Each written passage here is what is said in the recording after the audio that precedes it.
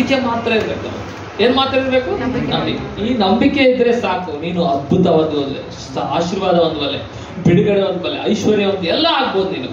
ಯಾಕೆ ಗೊತ್ತಾ? ಯಾಕೆಂದ್ರೆ ನೋಡಿ, ನಾನು ಮೊನ್ನೆ ಹೇಳ್ತಾ ಇದ್ದೆ, ಯೇಸುವಿನ ರಕ್ತ ನಮ್ಮನ್ನು ದೇವರ ವಾಗ್ದಾನಕ್ಕೂ ಪರಲೋಕಕ್ಕೂ ಹತ್ರ ಮಾಡುತ್ತೆ. ಯಾವುದು? ಯೇಸುವಿನ ರಕ್ತ. ಹೇಳಿ, ಯೇಸುವಿನ ರಕ್ತ ಅಂತ ಹೇಳಿ. ಯೇಸುವಿನ ರಕ್ತ ಸರ್ವ ಆಶೀರ್ವಾದಕ್ಕೂ ನಮಗೆ ಏನ್ ಮಾಡ್ತು? ಹತ್ತಿರ ಮಾಡ್ತು. ನಮಗೆ ಅಡ್ಡ ಗೋಡೆ ಆಗಿ ನಿಂತಿರುವಂತ ಎಲ್ಲಾ ಗೋಡೆಗಳು ಏನ್ ಮಾಡುತ್ತೆ? ಯೇಸು ರಕ್ತ ಹತ್ರ ಮಾಡ್ತು. ಅದಕ್ಕೆ ಯೇಸುವಿನ ರಕ್ತ ದೇಹಕ್ಕೆ ಯಾರು ಮಿಸ್ ಮಾಡಬಾರ್ದು. ಯೇಸುವಿನ ರಕ್ತ ದೇಹವನ್ನು ನೀವು ಕುಡಿದು ತಿಂದಾಗ ಏನ್ ಕೊಡ್ತದ ಗೊತ್ತಾ? ಅದು ಸೂಚನೆ ಕೊಡ್ತದಂತೆ. ಏನ್ ಕೊಡ್ತದ ಅದು? ಮೊನ್ನೆ ಹೇಳ್ತಾ ಇದ್ದೆ, ಯೇಸುವಿನ ರಕ್ತವನ್ನು ಹಚ್ಚಿಕೊಂಡ ಕುಟುಂಬಕ್ಕೆ ಏನ್ ಬರಲಿಲ್ಲ? ಅಲ್ಲಿ ಮರಣ ಬರಲಿಲ್ಲ, ವ್ಯಾಧಿ ಬರಲಿಲ್ಲ, ರೋಗ ಬರಲಿಲ್ಲ, ಏನು ಬರಲಿಲ್ಲ. ಹೌದಾ? ಅದಕ್ಕೆ ನಾವು ಯೇಸುವಿನ ದೇಹ ರಕ್ತ ಕುಡಿದಾಗ ನಮಗೇನ್ ಬರಲ್ಲ? ಮರಣ ಬರಲ್ಲ. ನೋಡಿ, ಸ್ವಲ್ಪ ಅರ್ಥ ಮಾಡ್ಕೊಳ್ರಿ. ಹಣ ಇದು ನಿಜ ಆದ್ರೆ 100%. ನೀನ್ ನಂಬಿದ್ರೆ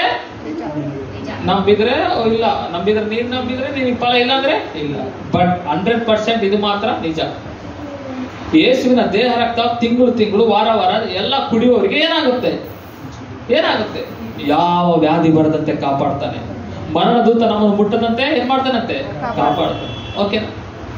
ಅದಕ್ಕೆ ಯೇಸುವಿನ ದೇಹ ನಮ್ಮನ್ನು ಆಶೀರ್ವಾದದ ಕಡೆಗೆ ನಡೆಸ್ತಾ ಇದೆ. ಯಾವ್ದು ಕಡೆ ನಡೆಸ್ತಾ ಇದೆ? ಇವಾಗ ಏನಾಯ್ತು? ಪುನರುತ್ಥಾನ ನಮ್ಮನ್ನು ನೆಕ್ಸ್ಟ್ ಲೆವೆಲ್ಗೆ ತೆಗೆದುಕೊಂಡು ಹೋಗುತ್ತೆ. ಹೇಳಿ, ಪುನರುತ್ಥಾನ ನೆಕ್ಸ್ಟ್ ಲೆವೆಲ್ಗೆ ತೆಗೆದುಕೊಂಡು ಹೋಗುತ್ತೆ. ಏನದು? ಅದುವೇ ನೀನು ಏನಾದ್ರೂ ಆಗ್ಬೋದು. ಇವಾಗ ಹೇಳಿ, ಏನಾದ್ರೂ ಆಗ್ಬೋದು. ಅರ್ಥ ಆಯ್ತಾ? ಶಾಪ, ರೋಗ, ಮರಣ, ವ್ಯಾಧಿ ಏನೇ ಇರಲಿ ಅವೆಲ್ಲದ್ರಿಂದ ಹೊರಗಡೆ ಬರ್ಬೋದು. ಅದೇ ಪುನರುತ್ಥಾನದ ಶಕ್ತಿ. ಯಾವ ಶಕ್ತಿ ಅದು? ಆ ಪುನರುತ್ಥಾನದ ಶಕ್ತಿ ನಮ್ಮೆಲ್ಲರನ್ನ ಆವರಿಸಿಕೊಳ್ಬೇಕು ನಾವೆಲ್ಲ. ಓಕೆನಾ? ಅದಕ್ಕೆ ನಮ್ಮ ಪ್ರಾರ್ಥನೆಗೆ ಇವತ್ತು ಉತ್ತರ ಬರ್ತಾವ ಅಂದ್ರೆ ಆತನ ಏನಾಗಿದ್ದಾನೆ?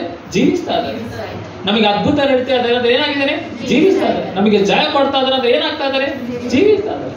ನಮ್ಮನ್ನು ಪೋಷಣೆ ಮಾಡ್ತಾ ಇದ್ದಾನೆ. ಏನ್ ಕೊಡ್ತಾ ಇದ್ದಾನೆ? ಜೀವಿಸ್ತಾ ಇದ್ದಾನೆ. ಇವೆಲ್ಲದಕ್ಕೆ ಕಾರಣ ಯಾವ್ದು ಗೊತ್ತಾ? ಪುನರುತ್ಥಾನ. ಹೇಳಿ, ಪುನರುತ್ಥಾನ ಅಂದ್ರೆ ಯಾರು? ಯೇಸುವೇ. ಹೇಳಿ, ಯೇಸುವೇ ಪುನರುತ್ಥಾನ. ಆ ಪುನರುತ್ಥಾನ ಅಂದ್ರೆ ತಿರುಗಿ ಎದ್ದು ಬಂದಿರೋದೆ. ಆ ಯೇಸು ಎದ್ದು ಬಂದಿದ್ದಾನೆ ಕಾರಣವಾಗಿ ಇವತ್ತೆಲ್ಲ ನಾವು ಆತನನ್ನು ಆರಾಧಿಸ್ತಾ ಇದ್ದೀವಿ. ನಾವು ಆಶೀರ್ವಾದವಾಗಿದೆ. ಇನ್ನು ಶಾಪ, ಬಡತನ, ರೋಗದಲ್ಲಿದ್ರೆ ನೀವು ಡಿಸೈಡ್ ಮಾಡಿ ನೆಕ್ಸ್ಟ್ ಈಸ್ಟರ್ ಸಂಡೆಗೆಲ್ಲ ಎಲ್ಲ ಬದಲಾಗ್ಬಿಡ್ಬೇಕು. ಆ ಪರಿಸ್ಥಿತಿಗಳು ಬದಲಾಗ್ಬಿಡಕ್ಕೆ, ಸಾಲ ಹೋಗ್ಬೇಕು, ರೋಗ ಹೋಗ್ಬಿಡಕ್ಕೆ, ಸಮಸ್ಯೆಗಳು ಹೋಗ್ಬೇಕು, ಎಲ್ಲರಿಂದ ಹೊರಗಡೆ ಬಂದ್ಬಿಡ್ಬೇಕು. ಪ್ಲಾನ್ ನಮಗೆ ಅದು ಸಪ್ಲೈ ಮಾಡಿದೆ. ಏನ್ ಮಾಡಿದೆ? ಅದು ಸಪ್ಲೈ